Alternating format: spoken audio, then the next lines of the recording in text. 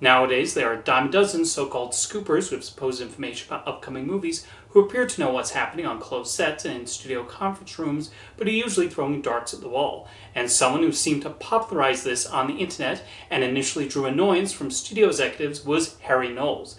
Nowadays, he barely registers a blip, but there was a time in the late 90s when he seemed unavoidable. Harry Knowles founded the website Ain't It Cool News in 1996 after an accident made him confined to his home.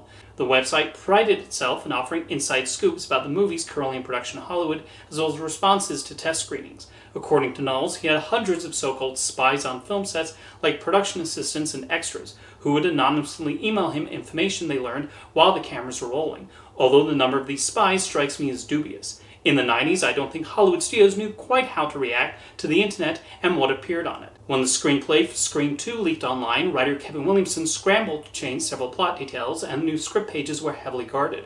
But how many people going to see Scream 2 would have been aware of this leak and looked up the information, especially during the dial-up era? So there was an element of fear what Knowles and his website would do to the potential box office of these films, and studios were certainly aware of him. When his website published photos of the aliens and Starship Troopers before a trailer was even released, Sony Pictures sent him a cease and desist, and he took them down. Warner Brothers would blame the box office performance of Batman and Robin on his negative reviews and coverage of the movie. I think that's giving Knowles far too much credit, as it was the word of mouth following its opening weekend that hurt the movie, regardless of anything posted on Ain't It Cool News.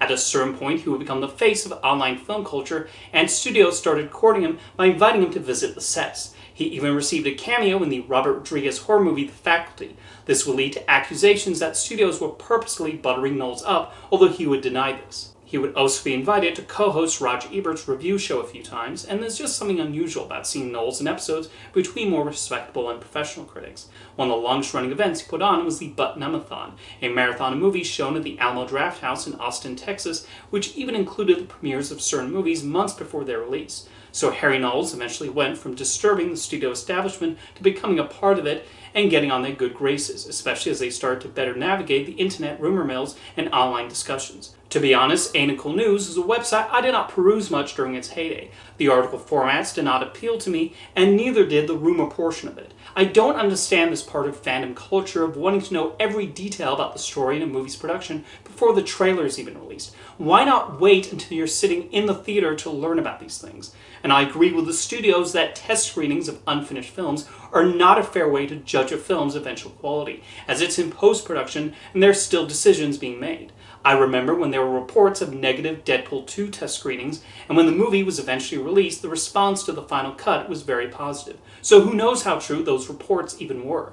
Who Framed Roger Rabbit had infamously negative test screenings, partly because a lot of the animation was still unfinished, and because Disney had invited a rowdy teenage audience to see it who did not quite get it. Director David F. Sandberg has an excellent video on his YouTube channel about test screenings that delves into the whole process. He also brings up why you should take test screening reports online with a grain of salt. I often think of that scene in Sing in the Rain where the movie The Dueling Cavalier has a terrible test screening, and so they decide to change it into a musical titled The Dancing Cavalier. If the internet was around then, Monumental Pictures would have been seen as desperate, and the chat online for months would be that's a surefire bomb. In addition to Knowles, Ain't It Cool News employed other writers and contributors too. Film critic Drew McQueenie got his start there, and C. Robert Cargill, who later became part of Spill.com and now collaborates on screenplays with director Scott Derrickson, also wrote for the website. Harry Knowles will make a surprising mark on pop culture too. Ain't It Cool News was parodied as moviepoopshoot.com in Kevin Smith's Jay and Silent Bob Strike Back. The movie depicts the website as a place where people come together to just complain about current and upcoming movies all the time. Honestly, it's one of the aspects of the film that has aged incredibly well, probably because Smith was one of the first directors to see the potential of the internet as a place where he could talk about his work and knew full well the kinds of people who would prowl message boards and discuss movies online. Harry Knowles was played by Ethan Suplee in the comedy Fanboys, and the hair and makeup department did an impressive job of making Suplee look exactly like him. However, the scene has not aged well, as he's depicted with reverence and is shown defending his young niece's honor. He would make his own attempt at joining the film industry when he teamed up with Mallrats and the Mummy producer James Jacks to develop an adaptation of Edgar Rice Burroughs' John Carter of Mars books. Paramount eventually picked it up, and Knowles and Jacks spent years trying to get it off the ground. Directors like Robert Rodriguez, Kerry Conran, and Jon Favreau became attached at various stages, but in the end Paramount decided to no longer move forward with it. The John Carter movie that Andrew Stanton would eventually direct for Disney would have no involvement from Knowles. In addition, some people in the film industry, Knowles was similarly disliked by those working in the same field. Film Threat published a series of articles that outlined his questionable practices, including an incident where he posted what were going to be the Oscar nominations to be announced the next day. However, these nominees turned out to be completely wrong. And then there is film reviews, which are generally regarded as not well written or worse. The most infamous was his review of Blade 2, which gets oddly sexual, with him spending several sentences describing Guillermo del Toro and his filmmaking in ways I will not repeat to you. Because if I did, this video would absolutely get demonetized and probably get taken down too. It is that bad. He also wrote a review of the television series Heroes, where he talks about then underage Hayden Panettiere and her character in the most incredibly inappropriate manner possible.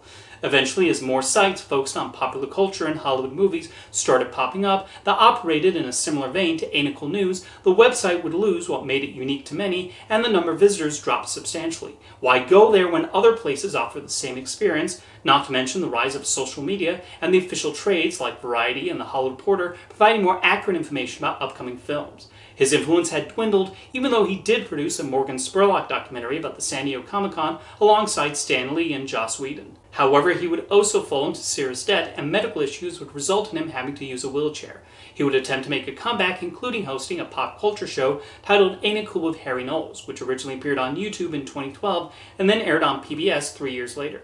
What would ultimately lead to Knowles' downfall was when several women came forward in 2017 to reveal he had sexually assaulted them, with some stories going as far back as the late 90s and primarily taking place at the Alamo Drafthouse Theater in Austin. The response was immediate, with contributors for Ain't It Cool News stepping down and the Drafthouse announcing it would sever all ties with Knowles and no longer hold the butt-numb-a-thon, which would be cancelled shortly afterwards. He was also removed from the Austin Film Critics Association.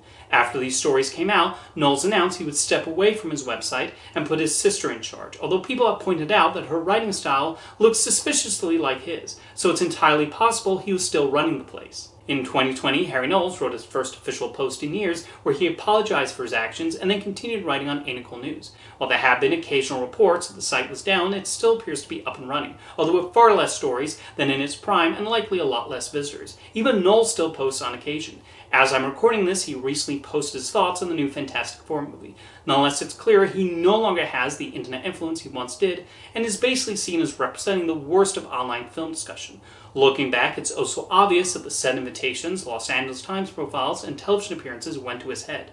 He even took partial credit for the success of Titanic. I think in actuality, Harry Knowles and Anical News had extremely minimal impact on the movie's box office. But one thing he did influence was the current crop of scoopers on social media who pride themselves on being the first to reveal information about upcoming releases, even when they end up being obviously wrong. It's strange to think that this website was seen as the best place to read about movies, and that Harry Knowles was a respected voice, because I think they were anything but.